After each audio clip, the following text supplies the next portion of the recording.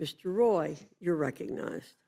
I thank the chair. I want to thank both of the witnesses. I want to thank you for putting perspectives out there that I think are important to hear from both of you.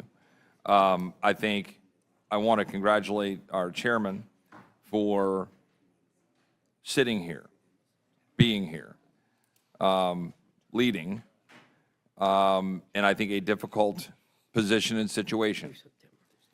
The fact is, I think this debate lays bare why the American people have lost confidence in Congress, because Congress has been failing them for decades, and in particular in recent years. Both parties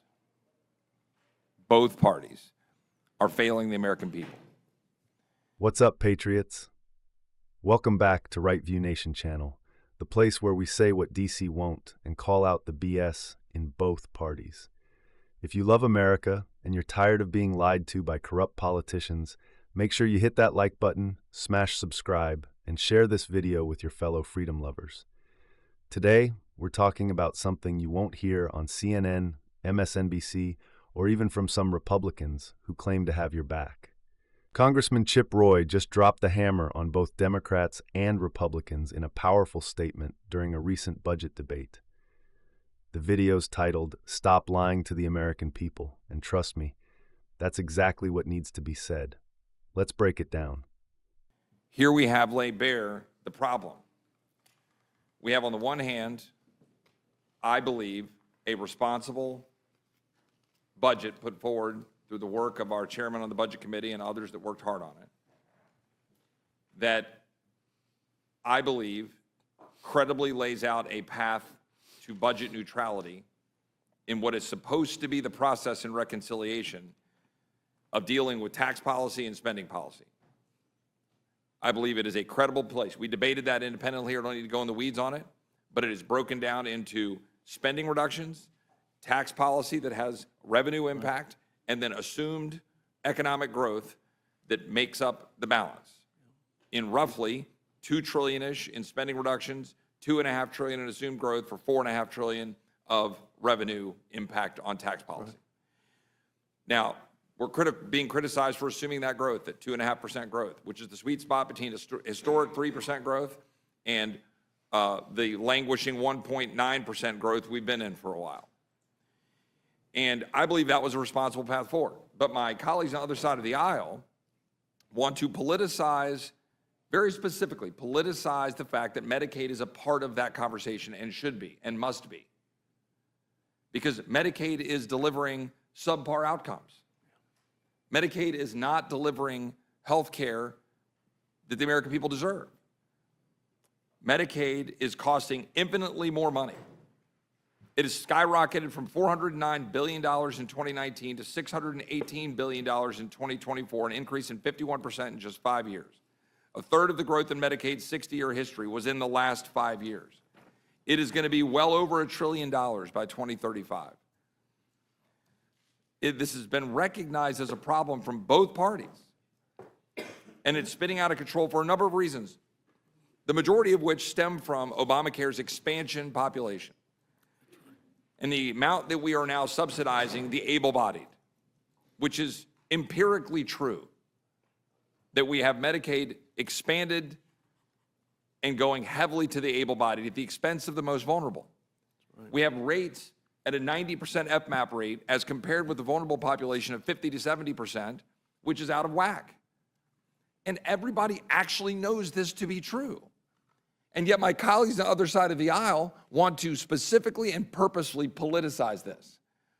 They want to make this all about taking away Medicaid benefits. What we're trying to do is figure out how to make the budget of the United States get anywhere in the zip code of balance, which we haven't done for almost 30 years, 25 years.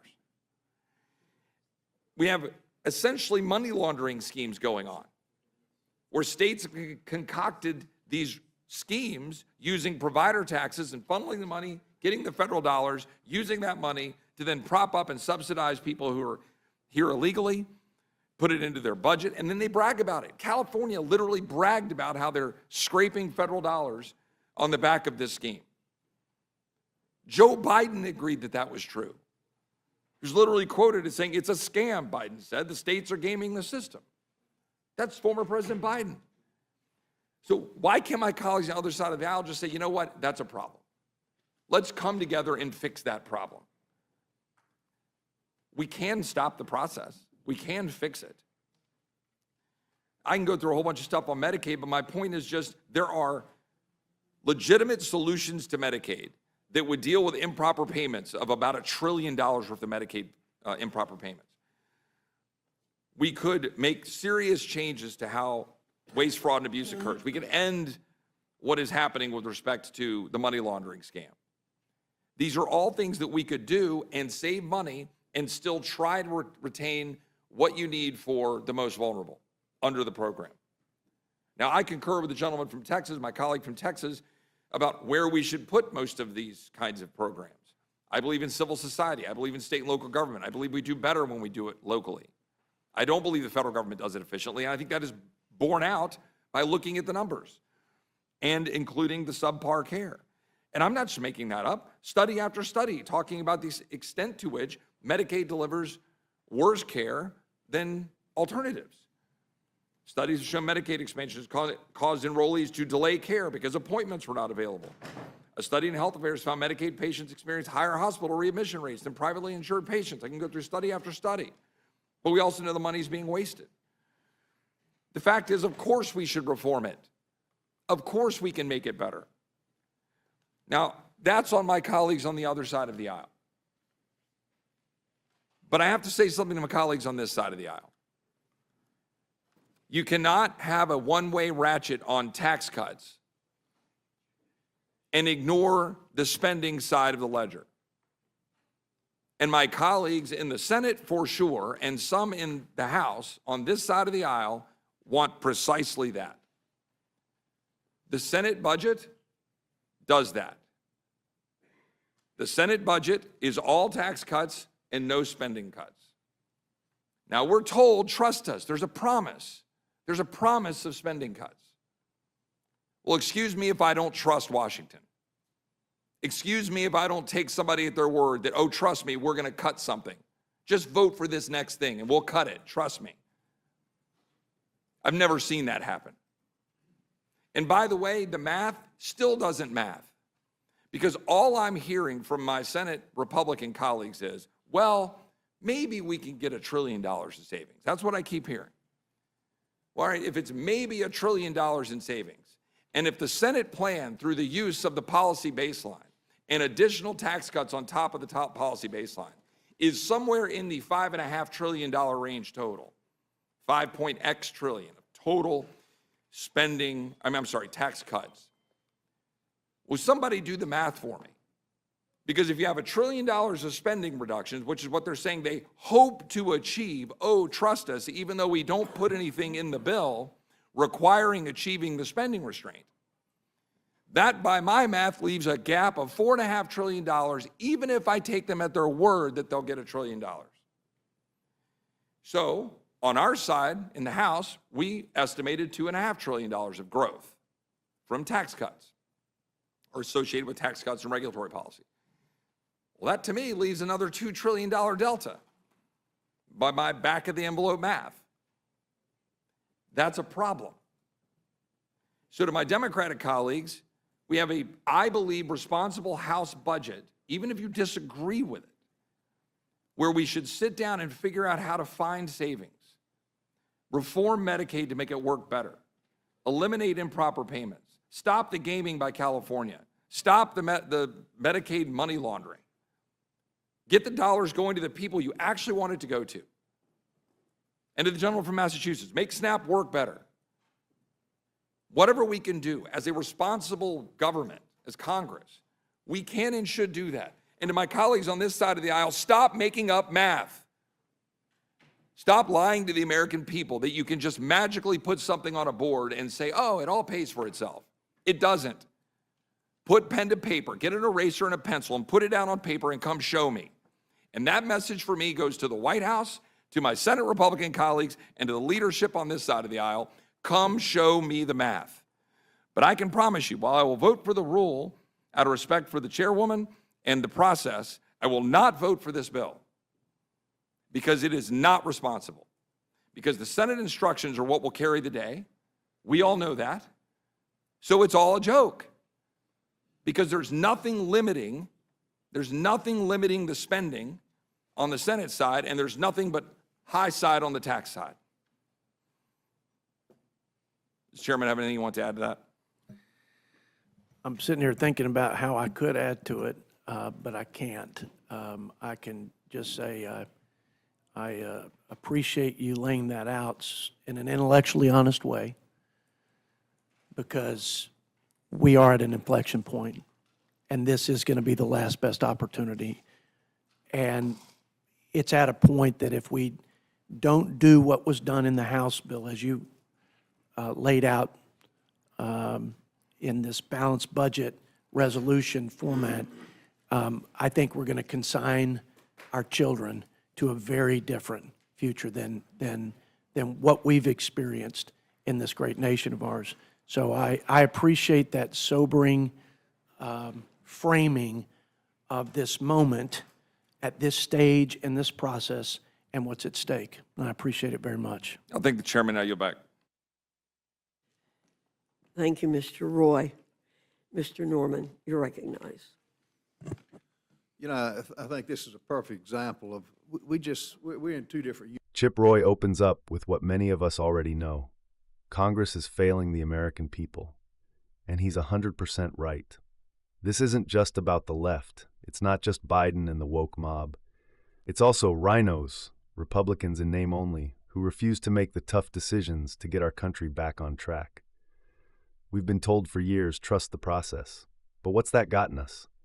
A $34 trillion national debt, open borders, and a government that throws money around like it grows on trees. Roy says it plain. Both parties have sold us out. Now, Chip Roy actually backs the House budget proposal, which lays out a credible path to getting us back to budget neutrality, something we haven't seen in over 25 years. Here's the breakdown. $2 trillion in spending cuts, $2.5 trillion in expected economic growth, $4.5 trillion in tax policy impact. That's what I call fiscal responsibility. That's what we used to do in this country. Cut the fat, grow the economy, and live within our means. But guess what? The Senate Republicans, they want tax cuts without spending cuts. You can't just slap a MAGA sticker on a bill and call it conservative. That's not how math works, folks. Let's talk about Medicaid, because this is where Roy gets fired up, and so should we.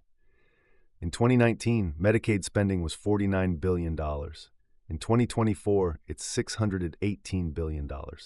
That's a 51% increase in just 5 years. Where's that money going? Not to veterans, not to struggling American families. No, it's going to able-bodied adults who could work, illegal immigrants, states like California running Medicaid money laundering scams. Yeah, you heard that right. California brags about using provider taxes to game the system and suck more federal dollars out of D.C. Joe Biden even admitted it was a scam back in the day. But now, total silence. This isn't compassion, it's corruption. Roy lays it out. We've got over $1 trillion in improper Medicaid payments. That's your money being flushed down the drain. But instead of reforming it, the left plays the same old game. Oh, Republicans want to take away health care. No, we want to fix the broken system, eliminate fraud, and make sure the most vulnerable actually get help.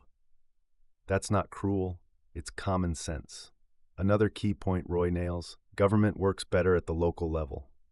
Amen. Why should we trust a bloated, corrupt federal bureaucracy to run healthcare? Let Texas run Texas.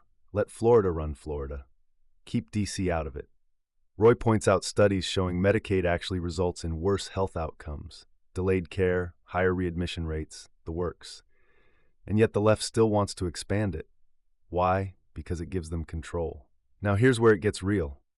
Chip Roy calls out his fellow Republicans, especially in the Senate, for pushing fake numbers and fantasy math. They promise $1 trillion in savings, but don't write a single line into the bill to guarantee it. Meanwhile, they push $5.5 trillion in tax cuts. Look, I'm all for tax cuts, but if you don't cut spending, it's just more debt, more inflation, more pain for working Americans. And Roy says it perfectly. Stop lying to the American people. That should be the slogan of the next conservative revolution. Roy makes it clear. He's voting against the bill, not because he opposes tax cuts or Republican values, but because he refuses to support something that's dishonest. This is what we need in Congress. Patriots who tell the truth, stand their ground, and demand real solutions, not performative politics and backroom deals. So here's my message to all of you watching right now. Don't just get angry, get active. Share this video, call your representatives. Support real fighters like Chip Roy, not the career politicians selling us down the river. We need to clean house, starting in the primaries. No more fake conservatives, no more broken promises. If you lie to the American people, you're done. This country is at a crossroads, folks. Either we fix this budget mess now, or we hand our kids and grandkids a nation buried in debt and decay. Let's not let that happen. Thanks for watching, Patriots. If you're fired up like I am, smash that like button, drop a comment below, and subscribe for more fearless, unapologetic truth. And remember, freedom isn't free, and neither is fiscal sanity. God bless you, God bless Chip Roy, and God bless the United States of America.